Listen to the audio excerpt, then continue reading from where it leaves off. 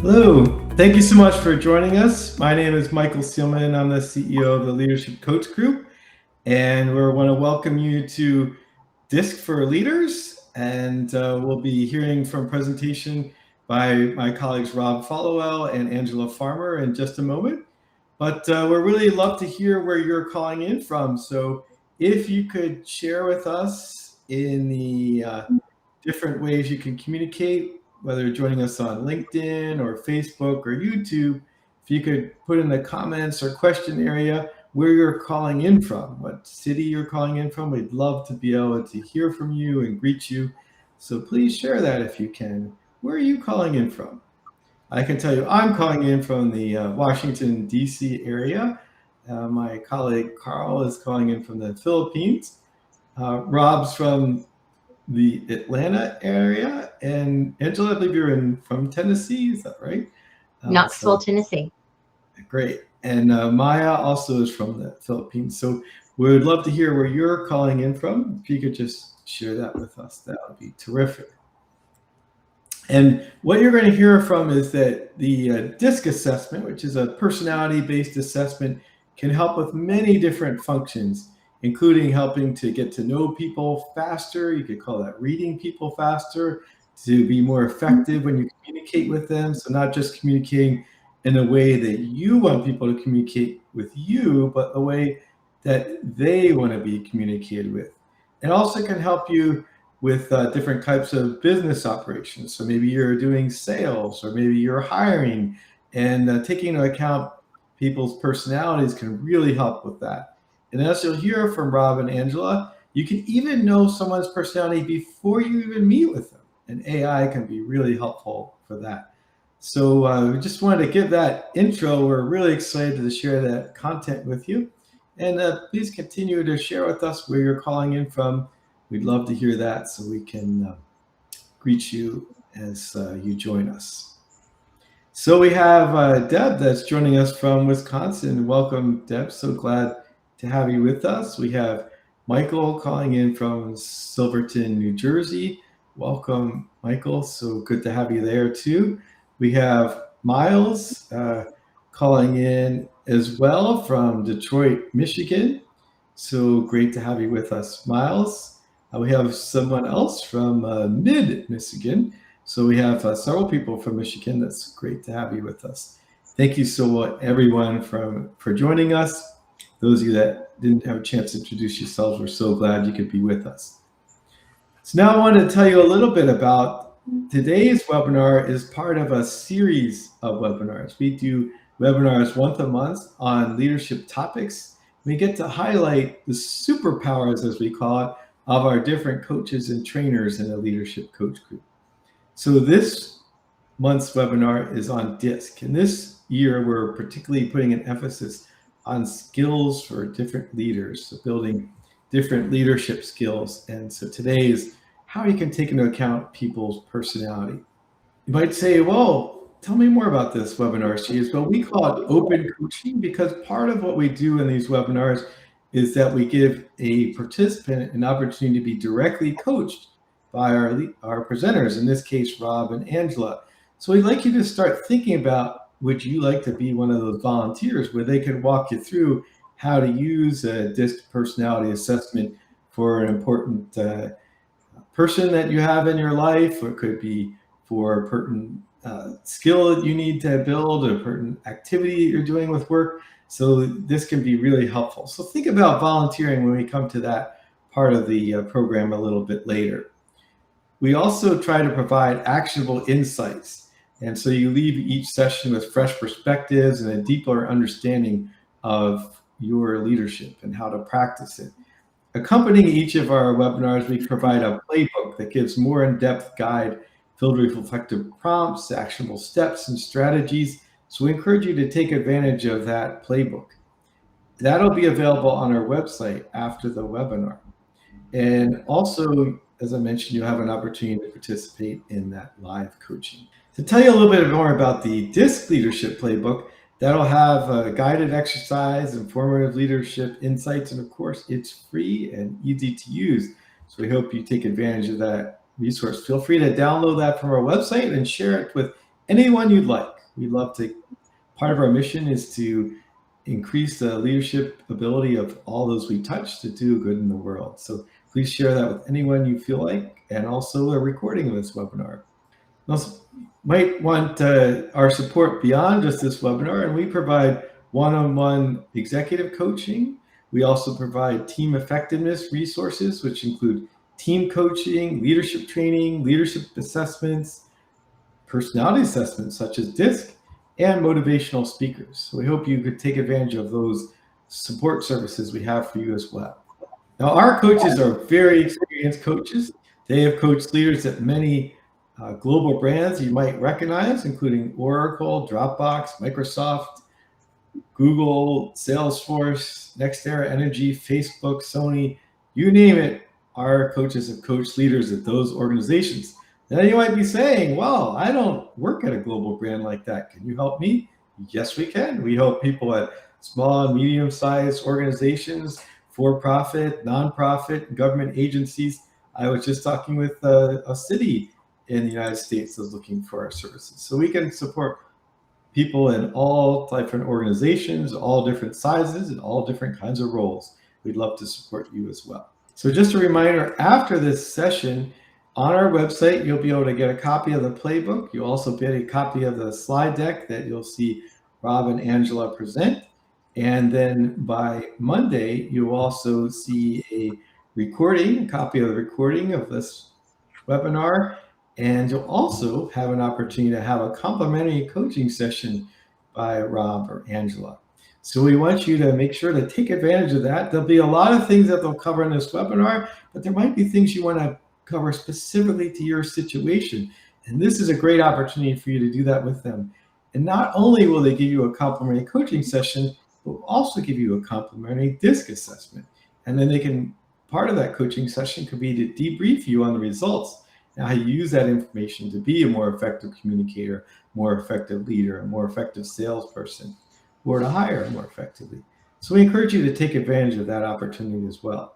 Now, without further ado, I get to introduce my colleague, Rob Followell. He is an executive coach, a mentor, a leadership architect, if you will. I told him I was going to try not to move my hands too much, but leadership architect, I think, deserves its own gesticulation. With over 25 years of experience as a hospital CEO and executive, he's been a CEO of multiple hospitals, a market president over several hospitals. And I love to share that he was a lead singer in a rock band at the same time he was a hospital CEO. So I think that's a really fun part of his background. He specializes in individual coaching, team effectiveness, leadership assessments to help professionals advance their leadership capabilities. So wherever you are, Rob will take you to the next level and then some. So he's also passionate about empowering leaders to achieve personal breakthroughs through fostering high-performing teams. I know he personally leads from a servant leadership perspective. He's a great friend, an awesome leader, and a fantastic coach.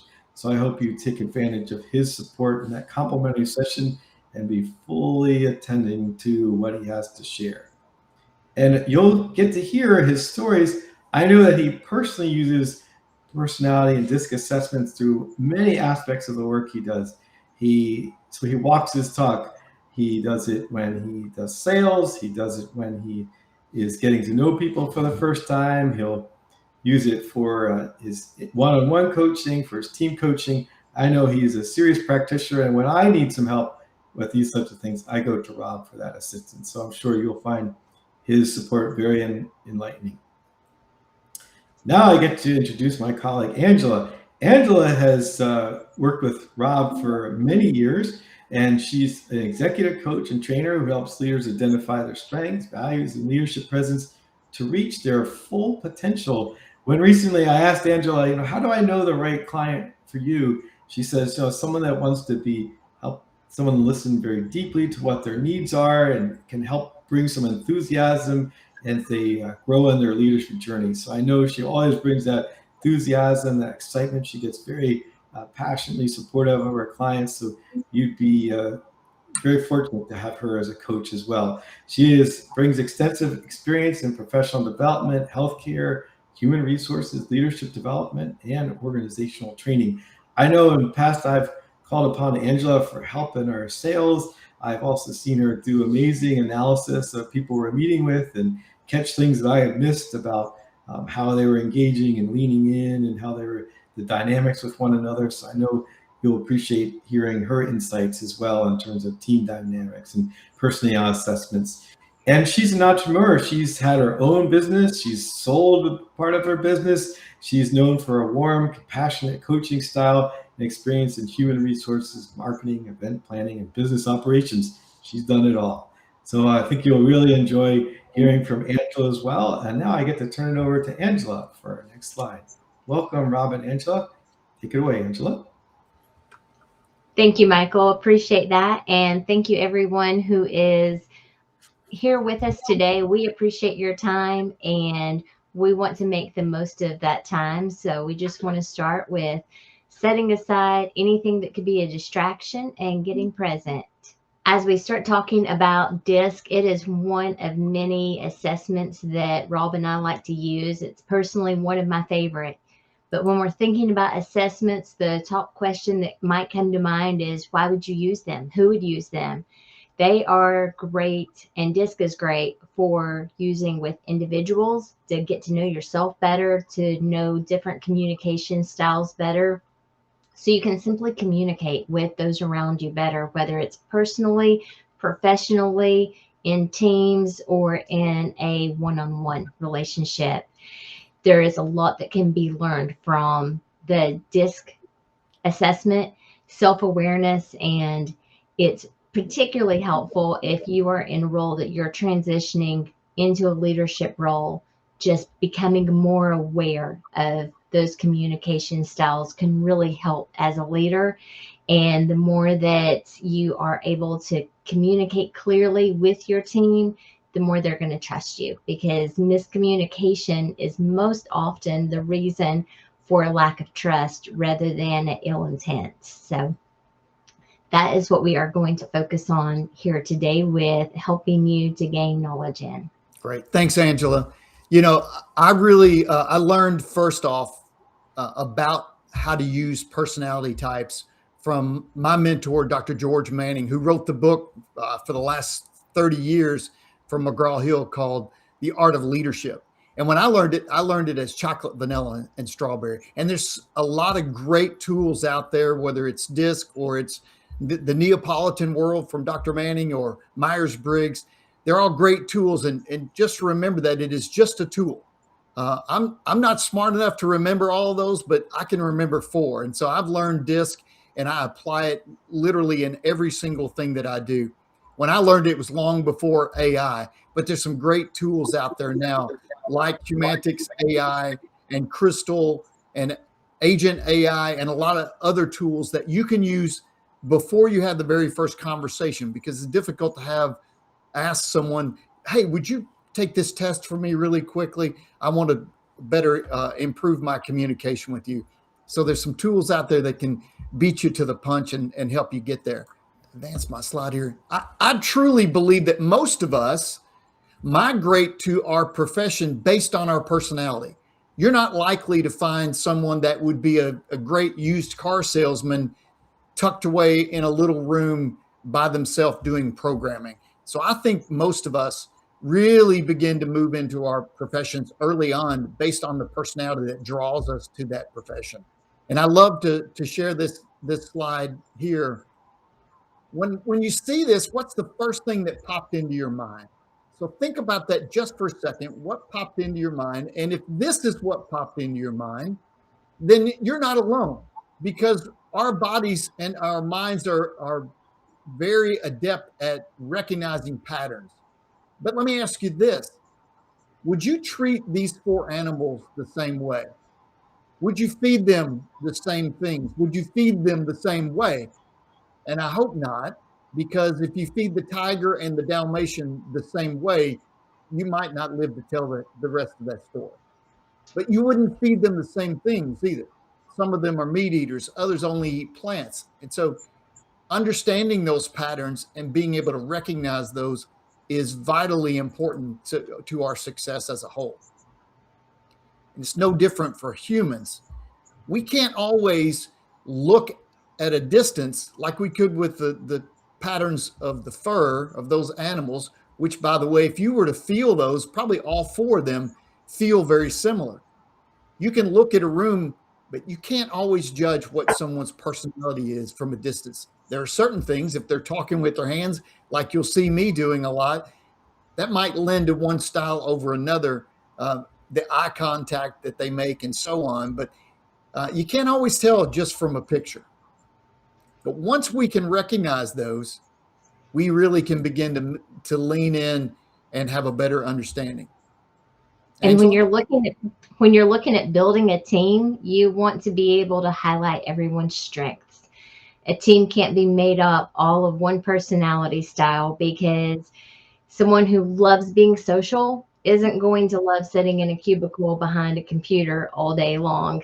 And someone who is more analytical doesn't want to be presenting it in front of people all day long. So having the right people in the right position on your team is one of the most important elements for building a successful team. Insights like this with your team can help you to discover which people are going to be best for which place, and help to bring out their best style, but also help them to be able to communicate with those that have a completely different style. The DISC assessment is not anything new. This is something that has been around for a very long time. It was initially developed from William Martinson in 1928 in his book of Emotional Normal People. His DISC theory identified that while each of us is a combination of all four styles, that we have one area that is strongest for each of us. So the DISC simply stands for dominance, influence, steadiness, and compliance. And as Rob said, whenever we just have to put it to four things that we are remembering, we can remember that pretty clearly. But we also want to remember that this is not to put us in a box. It's not to say that any of us are one particular style, because all of us have those different sides and different elements. It's just a matter of which is the strongest. Absolutely. Thanks, Angela. As we go through these next slides, I want you to begin to think about the people that you know in your life, the people that you come in contact with on a regular basis, whether it's family or it's someone on the ball field or at church or wherever you are. The people that you come in contact with, begin to put them into the different categories. And I always say, you better do this in pencil, because as we go, you're going to look at them in different ways. You're going to begin to think about them and add and subtract. So just look through these. What I'd also ask you to do is, are there people in your life that you struggle with communicating with? I always say it's like you're pitching and they're not catching. You need to have a relationship with these folks, but for whatever reason, you just really struggle. I want you to, on your own, no one else is going to see that, but just write down that person's name. And as we go through this, see if you can identify what style you think they may be. So if you see someone like this, that's hard charging, hard driving, that person might be a D. And if you see someone that's always the life of the party, loves telling stories, loves telling jokes, they look like they're just always having fun, this could be a very high I. And as Rob said, there's little giveaways that you can just watch a room, and there's going to be personality traits for each personality style. And if you know someone that is a great listener, really caring, very empathetic, that person may be the S or the steady. And if you know someone who is always neat, super organized, they love structure, spreadsheets are one of their best friends that they love using, that is a high characteristic of a C profile. So what makes up our DISC style?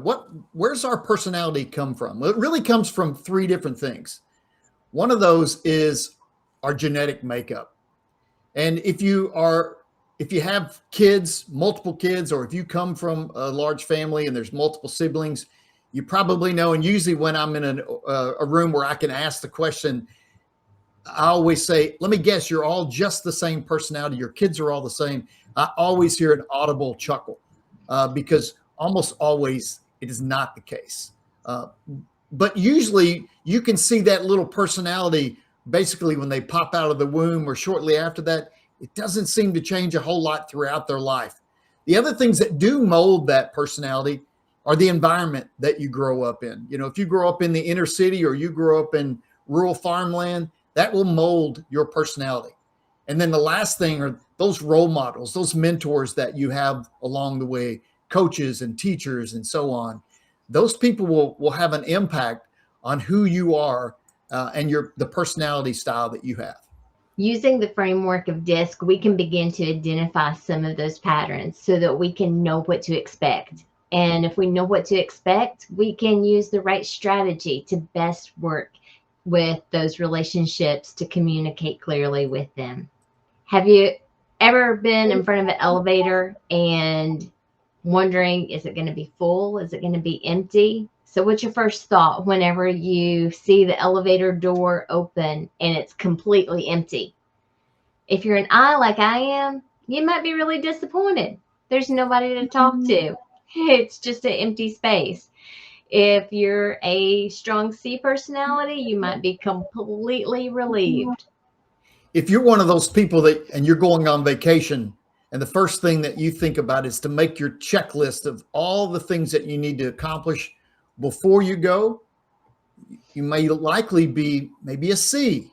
But if you're one of those people that you are a half hour down the road and you're remembering, did I get somebody to watch the dog? Did I leave out a water bowl for the dog? Then you might be a higher I. So as you begin to think through this, and again, thinking back to the people that you are close to, if those people are on the higher side of this list, these four, on the upper tier, the D's and the I's, they may be more outgoing. So if you know someone who's outgoing, consider them to start with as either a D or an I. The opposite, if they're more reserved, if they don't speak up as often, or they don't make eye contact quite the same. They're the ones who are going to sit back and listen, then they'll speak up. Those are more likely to be the C's and the S's. On the left-hand side are those people that are more task-oriented. So those that are D's, if you know someone that's task-oriented first, and then they consider the people side, they're probably either a D or a C. And then if you know someone who's always focused on people first and the task or the goal second, those people may be the right-hand side, the I's or the S's. So you can begin to break them down just based on, are they outgoing or more reserved, task-oriented or people-oriented. So you can begin to understand what style they might be. As we look at each personality style, there's particular elements to look for. D's typically seek control. They're decisive. They're quick to make that decision. They don't like someone sitting around comparing all the options. They're very direct and to the point, and they're focused on results. This only makes up 3% of the population. So that's a very small number. And if they are only communicating to their personality style of the way that they like to receive information, only 3% of the population is receiving that in the right way. And then there's the I's. The I's are persuasive and spontaneous and friendly, and they are comfortable in the spotlight. Some of them may even enjoy the spotlight. And only about 11% of the population are true or high I's. S's make up the majority of the population, being almost 70%. So you'll hear us say, if you're in doubt of what someone's personality style is, treat them like they're an S. S's are team-oriented. They want to consider everyone's role in the team. They follow through with their actions. They are loyal, and they're very accepting. They are a very cohesive part of the atmosphere. And to wrap it up, you got the C's. The C's, again, are the compliance. They're analytical by nature. They're great planners. They're very accurate in their nature. and only about 17% of the population are made up of the Cs. Remember, most of us are some combination of all of these. Very rarely do you find somebody that is just one over all the others, but there's some sort of blending. But generally, you've got 1, 2, maybe 3 above that midline when you're looking at a disc. Focusing in a little bit more on the details, Ds are very focused on seeking results, and they're very great at multitasking. So whenever they are looking at the whole picture, they're already working on many angles of it simultaneously at the same time in their head. They're very comfortable with responding to direct confrontation, and they thrive on competition. They embrace change if it is to help get results, and they're driven by authority. They'll easily take control. Every one of these styles has strengths, and then if those strengths are carried too far, they become obstacles. So let's talk about each one of those. For the Ds, their strengths, they are bold and confident. They're decisive. They make decisions very quickly. They're productive. They're strong-willed. I don't know if you've ever known someone who says that their child, they're strong-willed. That kid is probably going to be a D. But they're strong-willed and they're independent. They're positive. They're persistent. They excel in emergencies. So when other people freeze, they may be very talented, but in an emergency situation, when they freeze, the Ds will step in and save the day.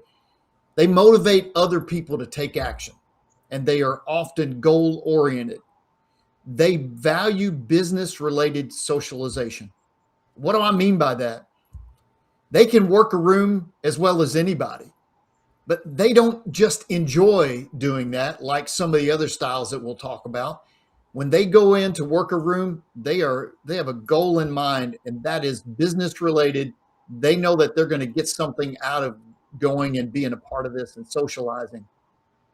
So they're very comfortable in that situation. They're always going in with a goal. They're comfortable in leading. And as Angela said, they thrive on competition. So if they're going to play a sports, they want to play those head-to-head sports where others want to play team sports. Any strength taken too far can become an obstacle, though. And that is with all cases. So there's a line that too much of a good thing can become bad. For Ds, if that direct confrontation doesn't go in a way that they think it should, they can become argumentative. They can seem inconsiderate when they're so focused on results that they aren't considering the people side for S's and I's.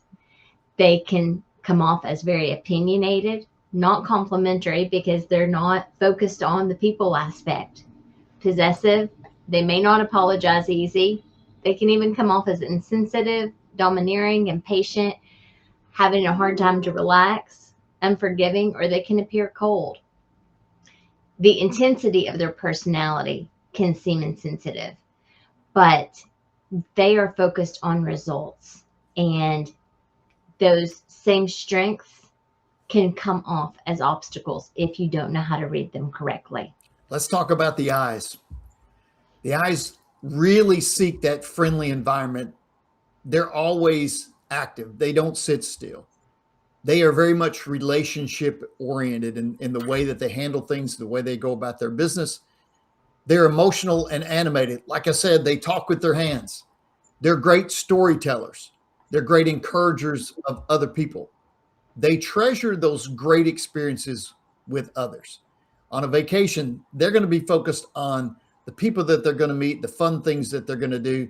They're the ones that'll forget, ooh, maybe we should have fed the dog. Remember the greatest fears of each of these styles. As we said before, the greatest fear of the D is being taken advantage of. The greatest fear of the I is being rejected from the family, from the organization, from the tribe, loss of approval from the group. And so oftentimes the I they can't handle the rejection. They will leave if they sense rejection is coming. They will try to beat it before it comes because they can't handle that. They'll quit before being fired. They will break up before the other person has the opportunity. So the I's, very friendly by nature, but their greatest fear is that rejection. Let's talk about the strengths of an I. They can come off as very persuasive and generous, charismatic, enthusiastic, friendly, and talkative. They're comfortable in the spotlight and they enjoy being social, spontaneous, creative, and they enjoy inspiring others. They can come off as charming, likable, fun, and optimistic. These are great qualities that they don't have to work at. They come natural to them. And both Angela and I are pretty high eyes. So let's just stick with those and skip over the obstacles. What do you say? Sounds good. Now, with every one of these, if those strengths are carried too far, they become obstacles. So for the eyes, they can be, at least people say from time to time, that they can be undisciplined, undependable, disorganized. They can seem naive or phony. They're easily distracted. They're impulsive.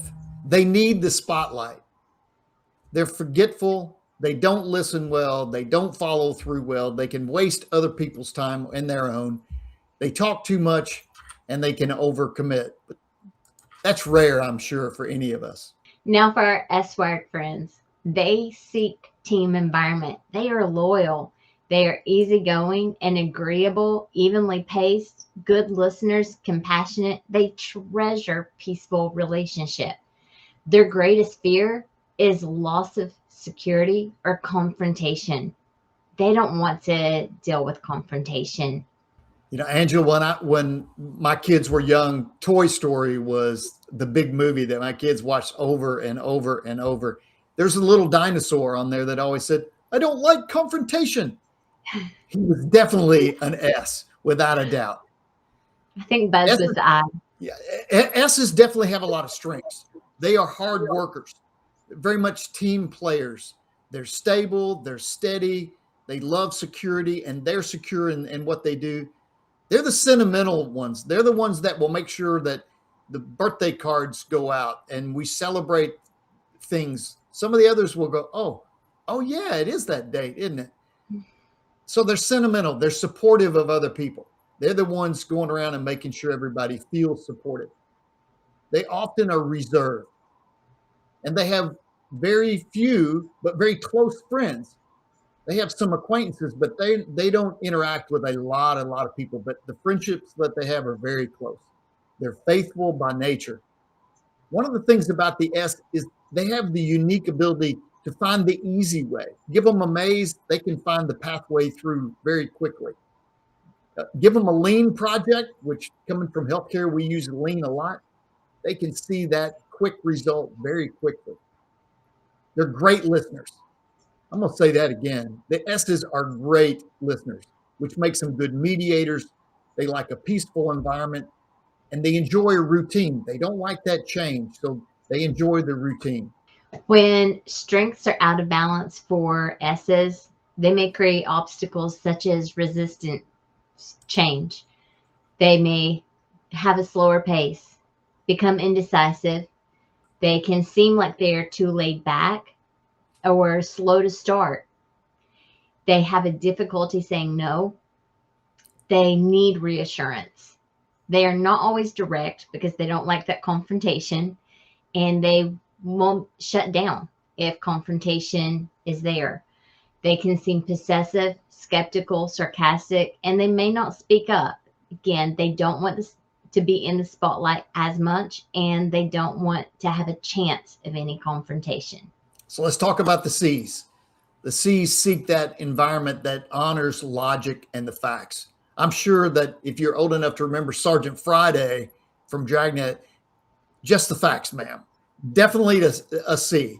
They're compliant. They're very conscientious, accurate to the end. They cross all the I's, dot all the, or cross the T's, dot the I's. They are detail oriented by nature, and they treasure perfection. The greatest fear of the C is criticism, and the greatest critic comes from themselves. The strengths of a C, they do high quality work. They are usually persistent in planning, finishing what they start, and they pay attention to all of the details. They are driven by data. They gather all the facts. They go very deep into all those facts to organize them and compare them. They're usually pretty deep thinkers who come off very serious, and they carry their work out correctly. Some of the strengths associated with the C style listed out here, they are very analytical. They are idealistic. Whenever they are doing a project, they want perfection. They want to have it to be the absolute best that it can be and not settle for mediocre. As with everybody else, those strengths carried too far become their obstacles. Their obstacles are they can be seen as moody from time to time, critical of themselves and other people, socially insecure and rigid, legalistic. They overanalyze. They can appear cold and distant to others. C's prefer to work alone. So don't put them in a group setting and expect them to be, outgoing and want to get engaged, because they really prefer to work alone. They can be hard to please, slow to start, which doesn't mean they're slow. It just means that they want to gather all the facts, all the details before they take the first step, which can lead to analysis paralysis. They're perfectionists by nature, and they avoid taking risk, and they may not see the big picture. I'm a John Maxwell team member, and I love how John Maxwell says that connecting increases your influence in every situation.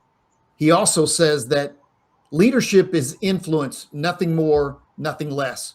So if we can learn to really connect with other people, then we can influence them and we can lead them better. So when we look at this slide, I just want to point out a couple of things. If you notice those that are diagonal from each other, those are the opposites.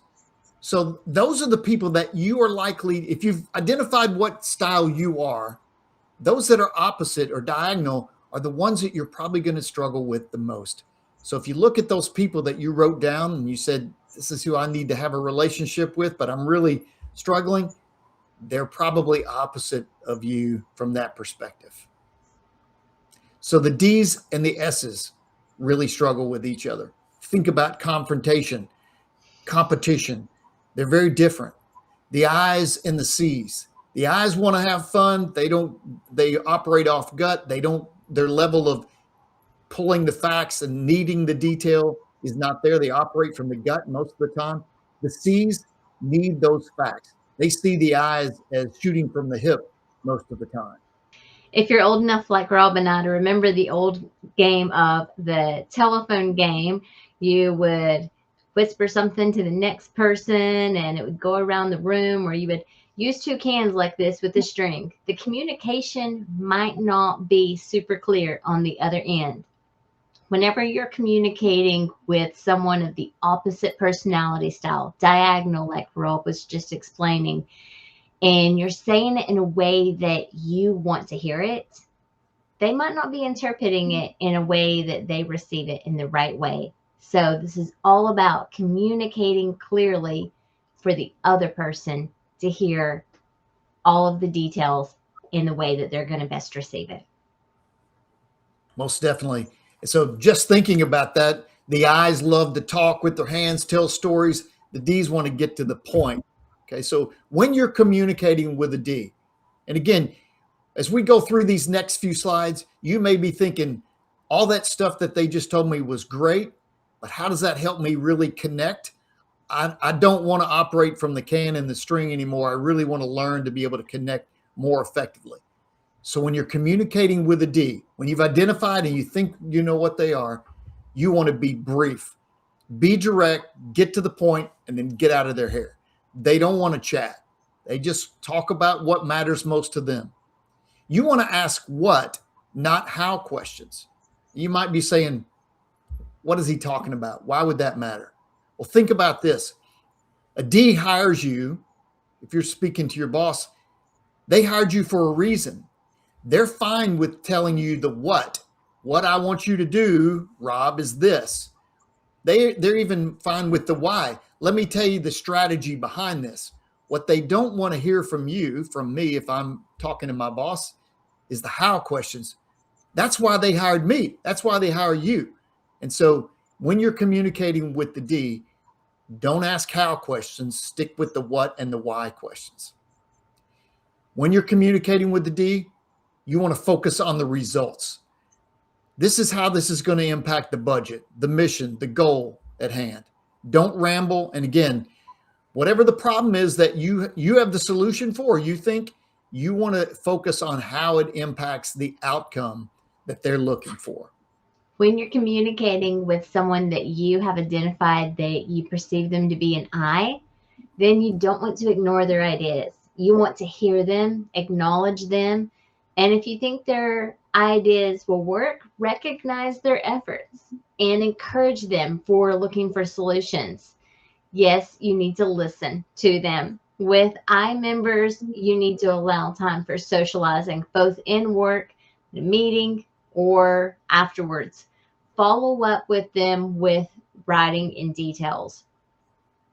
After the meeting, they may be remembering all of the personal preferences and all of the details about people, but the meeting notes, they need a reminder of those in detail, followed up with writing.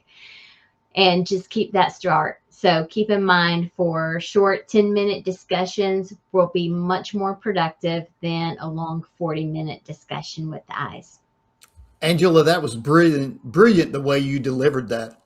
Thank you so much. The next slide coming up is going to be yours. Okay, so get ready.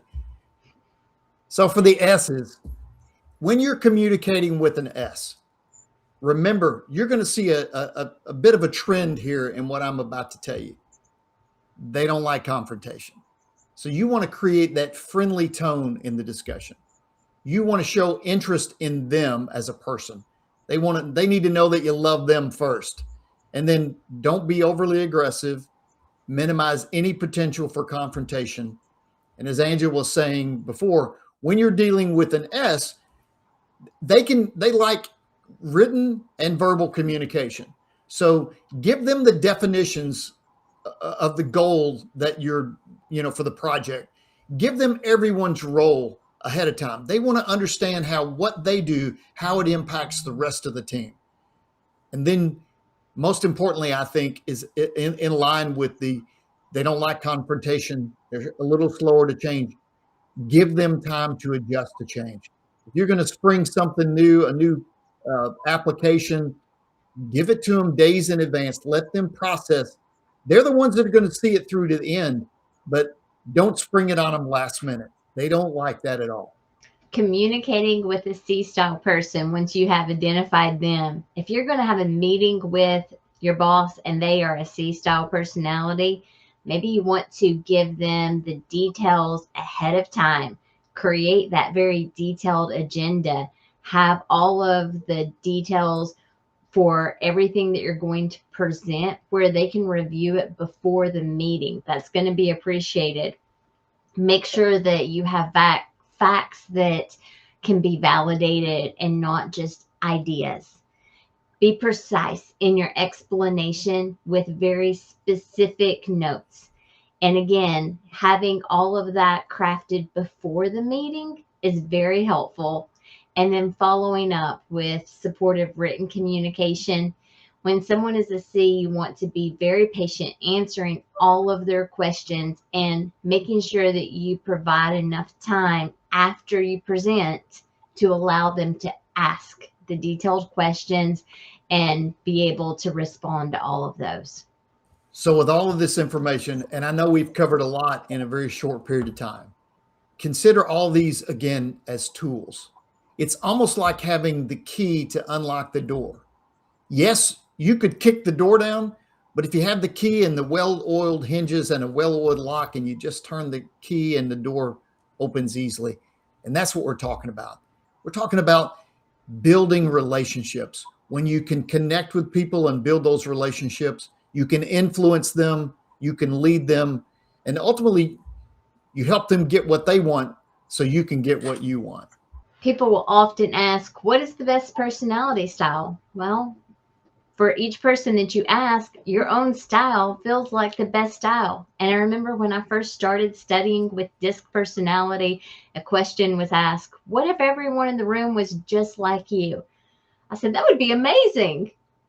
And then the more that I studied DISC and the more that I studied personalities and the more that I worked with team development, I realized that would not be so amazing because my personality style would not want to do accounting. My personality style would not want to have to do all of the detailed data after the meeting. And if you're socializing too much, like I like to do, then sometimes things can get off track. So having a combination of all styles on a team and having them in the right space is the best. Whenever you are communicating and connecting with others through their style instead of yours, we bridge a successful work relationship to be able to communicate well. So what are the keys in all this? And again, I know this was short. We can go into much greater detail if you guys want one-on-one, but what are the keys to increasing your own influence? Number one, know your style. Understand that I am who I am, and I don't need to change who I am, but I need to understand other people. So know the styles of those people that you want to influence. Really begin to understand what their needs are and appreciate the differences. Angela knows that I talk sports a lot. If you look from a football field from the stands, you can see the difference in the different types of players, whether it's a quarterback or a lineman, but they all play an important role. So being able to appreciate those different styles, even though they may drive you crazy, and then you need to adapt your style of communication to meet theirs. I didn't say you need to change, but you need to adapt how you communicate to connect with the other person, because ultimately it's your responsibility when you are communicating with somebody to assure that they heard what you wanted them to hear. Well, Rob and Angela, thank you so much for sharing that really engaging content. Now we want to give our audience the opportunity to get coaching directly from you. So if you're willing to volunteer for that open coaching, please put I volunteer in the chat, and my colleague Carl will be able to give you a link about how to join us on camera. And something you might want to think about is an important relationship where identifying the personality is critical to what you want to do. So whether it's a work relationship or family relationship, personal relationship, we're happy to give you some coaching on that. So just put I volunteer in the chat and we'll be able to get you on camera. So part of doing that is to be ready to engage in a meaningful coaching conversation with our coaches, ready to turn on your camera and microphone, and you're offering your consent to being recorded. So if you're ready to do that, please put I volunteer in the chat and we'll get you connected. So while people are doing that, I know both Rob and Angela, as you mentioned, you're high I, so I think you'll be happy to know we had a lot of engagement while you were presenting. We had both Maker, I think, is calling in from Baltimore, and Sylvia calling in from Washington, D.C. They were kind of enjoying when you were talking about how siblings have different types of personalities, and even in the same family, that it would be unusual if they were the same. And so they enjoyed when you were sharing that aspect of the presentation. And then someone else said when you were going over the DISC personality that there might be different types of personalities that are attracted to certain professions. So, maybe someone that's attracted to being an accountant might be someone that's different than might be attracted to being a salesperson. And I see Michael just volunteered. So Michael, Carl is going to be sending you some information about how to join us on camera. So while you're doing that, I'm going to share some more interaction. And speaking of Michael, when you were showing the, I believe it was the person with the I personality in the yellow shirt, he said he actually had a shirt just like that was in the picture there. So he was enjoying the image that came along with the I personality. Lindsay was saying that he wrote an article this week about leadership qualities that are needed in the intelligence era. So he what you were sharing about personalities reminded him of what he wrote about leadership qualities. And Miles was saying that he can definitely see the interaction between the MBTI code types and these DISC personality types that you were sharing. And he said it seems that the advantage of DISC is the focus on effective communications with others, that you were presenting how one type of personality relates to a different type of personality. So while we're waiting for Michael to join us on camera, I don't know if you want to share your thoughts about any of those contributions people made in the engagement. Yeah, absolutely. I'd love to jump in on that one. You know, I had a coaching client recently who is a high D, and he recognized that he needed an S personality as a chief operating officer. Someone was a little more touchy-feely and could engage with the team. And then as we were coaching one day, he said, I'm really close to hiring this person. He said, I've already put together their incentive package. I said, well, interesting. Tell me about it. And he was incentivizing them based on his D style, which was aggressive and goal-oriented. And when I pointed out what he was doing, he was like, oh, you are so right. And so then he was able to mold the incentive plan for this individual geared towards relationships, not towards goals. Thank you, Rob. One more thing, Michael. I always used to say, as a hospital CEO, I did not want a high I in the pharmacy or as my accountant, because either somebody was going to die or somebody was going to jail. So you want someone with a C personality in those roles. Say more about that. Why is it important for a C in those roles? Yeah, because the C, again, is focused on attention to detail. You know, whereas the I would be, oh, that pill's about the right color. That's enough. That's close to the right number, and roll them into. You need somebody that says, wait, hold on, and get the magnifying glass out. Or at least that's what I want if they're putting my pills together. You want to make sure you're getting absolutely the right one. And from the accountant side, you know, Big Brother's looking, and I don't want to be audited and have to go to jail. I don't look it in stripes. Thank you. That is such great examples of having the right people in the right positions, Rob. And just like you guys promised, that's an example of how you would use it for hiring, right? Looking at those personality types. So we'll see if Michael's able to join us before the end of the broadcast, join us live. But while he's getting situated, I'm going to go on and talk about what we have coming up for us. So as a reminder, after this session, you will have access to the playbook that supports the content that Angela and Rob are delivering.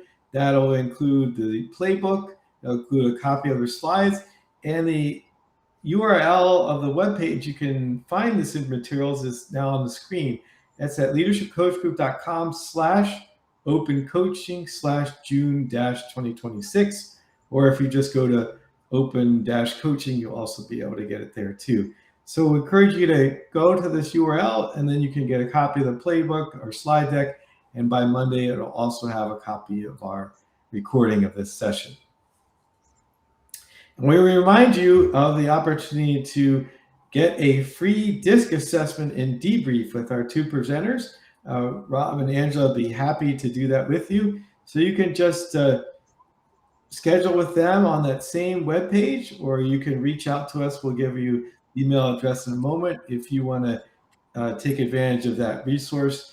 We really encourage you to do this, and they'll be able to give you some one-on-one attention. In just a moment, we'll go to Michael. I'm just going to finish this out here and say we welcome your feedback. You can give us feedback by scanning this QR code on this presentation. We'd love to hear your feedback.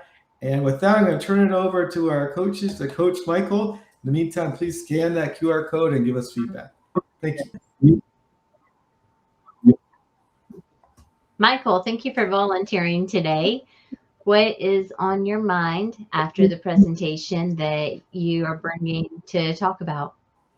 I should have a better organized office in my back. It's okay. You're an I. So are you not a high C? No, I you know what I really wish is that I could have a background that I normally have, that would have been a big help. But that's all right. It's all good. That's okay. The cleaning lady comes tomorrow. So what's on your mind other than your background, Michael? Well, I love the presentation. It was great.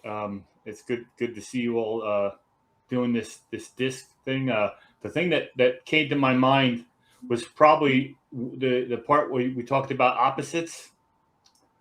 How the I's and C's are completely opposite, and I guess the C's are the ones that frustrate me the most. Is there a particular relationship you're thinking of that you want to talk through? Which one? Okay, so multiple. Yeah, what frustrates you the most? It's after watching the presentation, there are a couple of different relationships that I saw that went south because of it. And had I known more at the time, they may not have. Specifically the woman I married. In the future, dealing with the C, what could you do differently? Listen more, get them more information so that they can make a good decision. Be more patient with them because they apparently, the C's have to gather a lot more information than I do to make a decision. Because as we know, the I's and D's are at the top of the food chain, and we know better.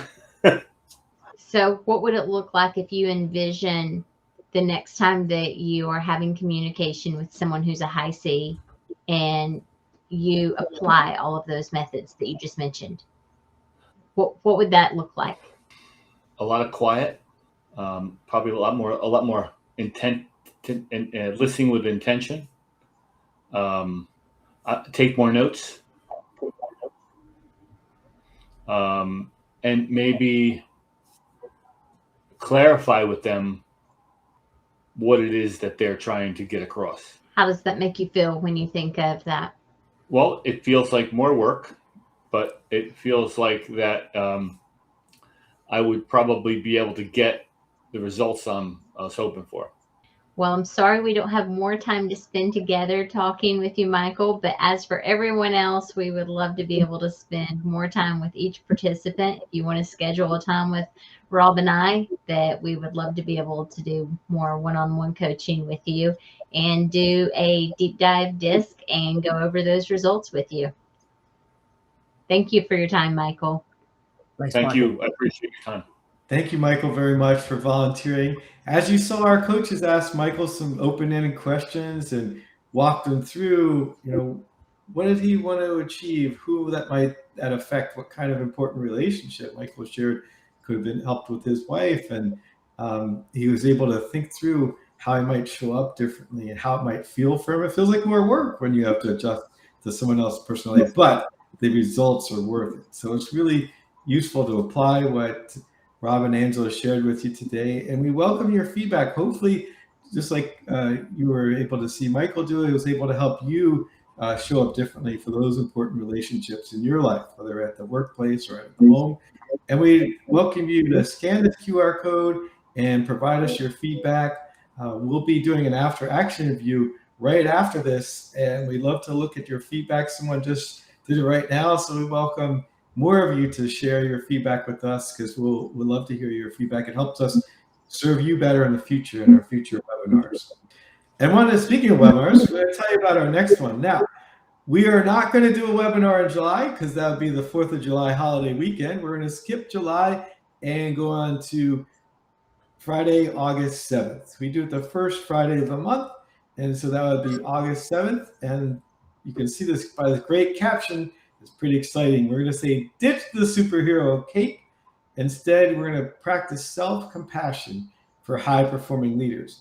So we encourage you to come join us in August for more details about how to do that. How do you let that superhero cape just sit there at rest on your chair and have some self-compassion for yourself as a high-performing leader. It's not easy. Michael was just talking about when he is trying to adjust, it feels like work, right? As leaders, we try to adapt to bring out the best in our people, and it is some work. So we recognize that it does take some effort to be an effective leader, but the results are worth it. You'll get the best out of your people.